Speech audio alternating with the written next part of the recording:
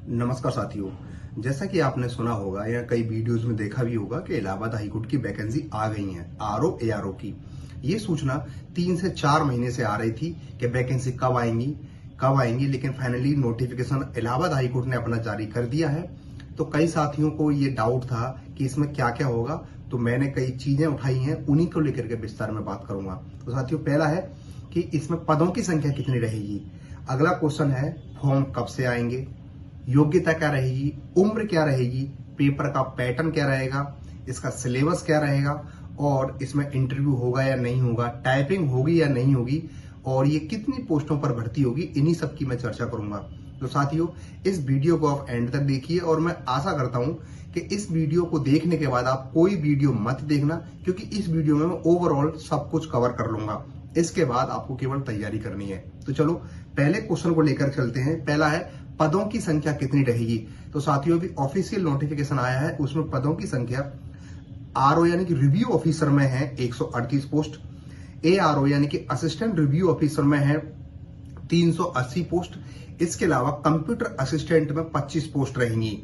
ये तो हुई ओवरऑल पदों की बात। अगली बात करूं मैं फॉर्म कब तक आएंगे। तो साथियों, इसी सप्ताह से, यानी कि मैं बात करूं, आज है आपका मंडे, तो आफ्टर फ्राइडे के बीच, मतलब इन 3 से 4 दिन में फॉर्म ऑनलाइन भी शुरू हो जाएंगे। इसके अलावा अगला है यानी कि योग्यता क्या रहेगी। सबसे इंपॉर्टेंट है योग्यता क्या रहेगी। तो साथियों, आपकी 21 वर्ष से और अब 35 वर्ष की आयु पूरी होनी चाहिए। आपके पास बैचलर डिग्री होनी चाहिए, बीए हो, बीएससी हो, बीबीए, बीसीए, बीटेक, कुछ भी हो, यानी कि बैचलर डिग्री आपके पास होनी चाहिए। इसके अलावा आपके पास ट्रिपल सी का सर्टिफिकेट होना मैंडेटरी है, यानी कि वो जरूरी है। यदि आपका ट्रिपल सी का फॉर्म, यदि ट्रिपल सी का सर्टिफिकेट नहीं है तो आप इस एग्जाम में बैठ ही नहीं पाओगे। अगली मैं बात करूं सिलेबस की। तो साथियों, इलाहाबाद हाईकोर्ट ने अपना सिलेबस पूरा बता दिया है।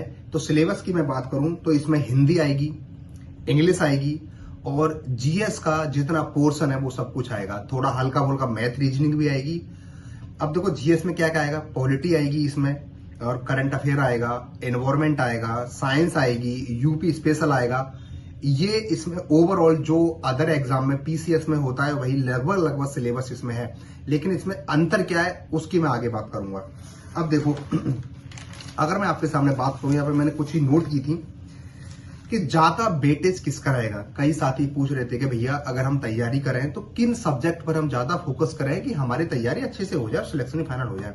तो साथियों को कंप्यूटर पर ज्यादा फोकस करना है, क्योंकि 20 से 25 क्वेश्चन अकेले सब्जेक्ट कंप्यूटर से आने वाले हैं। इसके अलावा दूसरा सब्जेक्ट रहेगा आपका यूपी स्पेशल, अंग्रेजी और करंट अफेयर, यानी कि मोटे मोटे 4 जो सब्जेक्ट हैं, इन पर यदि आप कमांड कर लेते हो तो आपका 50% काम हो जाएगा जीएस में। अब बात आती है कि इसका पेपर कब तक होगा।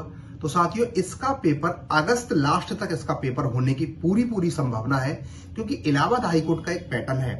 पैटर्न क्या है साथियों? पैटर्न ये है, यदि आपने फॉर्म, देखो 15 दिन तो लगेंगे, 15 से 20 दिन लगेंगे फॉर्म को फिल करने में। इसके अलावा ये 2 महीने में एग्जाम ले लेगा आपका। जिस दिन से फॉर्म की लास्ट डेट होगी उस दिन से 2 महीने के बीच में आपका एग्जाम हो जाएगा, और विद इन 2 मंथ में आपकी ज्वाइनिंग भी हो जाएगी। ये ओवरऑल इलाहाबाद हाईकोर्ट का अब तक का पैटर्न रहता है। अब मैं बात करता हूं, इन्होंने अपना कुछ ऑफिशियली कुछ अपने पेपर बताए हैं कि हम किस तरीके से एग्जाम लेंगे। तो साथियों, उसकी मैं बात करूं तो देखो, ये मैंने नोट किया है यहाँ पे। पहला है इनका स्टेज 1 होगा। स्टेज 1 में इन्होंने बताया है कि 200 क्वेश्चन होंगे, और इसमें 200 नंबर के होंगे, और 3 घंटे का पेपर रहेगा।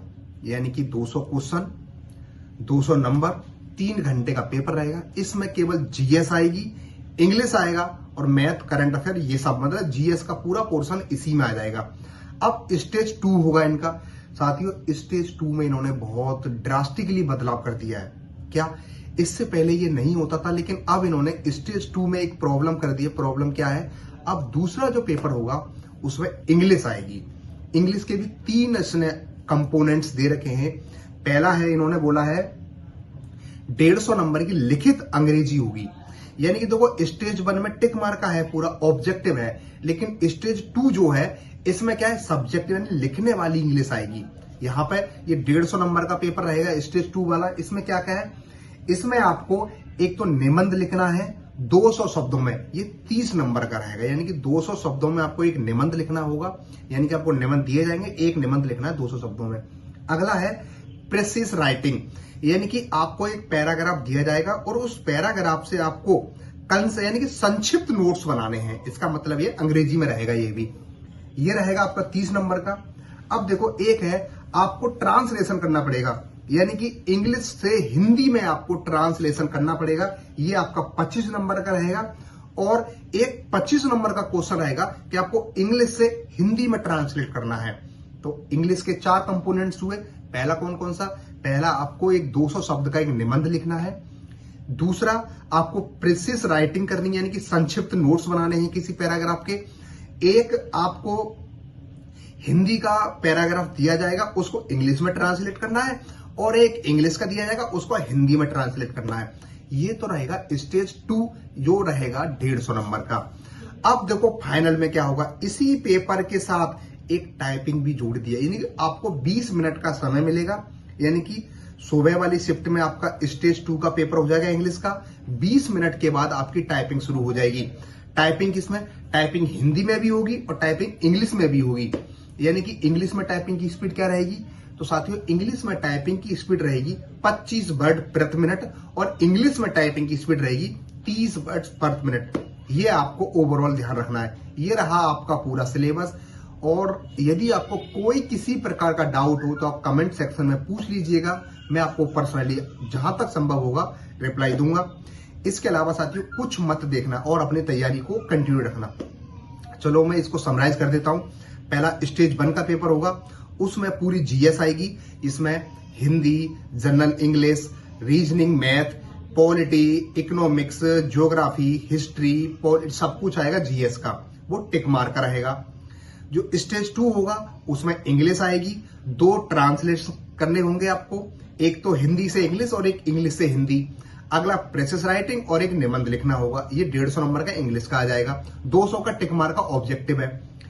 और लास्ट में क्या करना पड़ेगा, आपको टाइपिंग भी करनी पड़ेगी। तो इन सब के आधार पर आपकी मेरिट बनेगी, तब आपका फाइनल सिलेक्शन होगा। दोस्तों ये जो जॉब है 85,000 से शुरुआत होती है, इसमें काफी सारी फैसिलिटी भी मिलती हैं। यदि आप इस एग्जाम को क्वालिफाई करते हो तो आपको बहुत सारी सुविधाएं भी मिलती हैं। और अब बात आती है जॉब लोकेशन की साथियों, तो इसमें आपको 2 ऑप्शन रहेंगे। पहला ऑप्शन ये रहेगा कि आप जहां इलाहाबाद हाई कोर्ट है, यानी कि इलाहाबाद में यानी कि प्रयागराज में आपको जॉब रहेगी।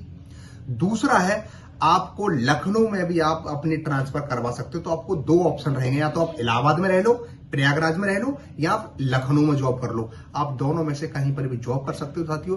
काफी अच्छी जॉब है, प्रेस्टिजियस जॉब है, एक अधिकारी है, आपको जुडिशरी में काम करने का मौका मिलेगा। ये बहुत बेहतरीन अवसर है आपके लिए। Thank you.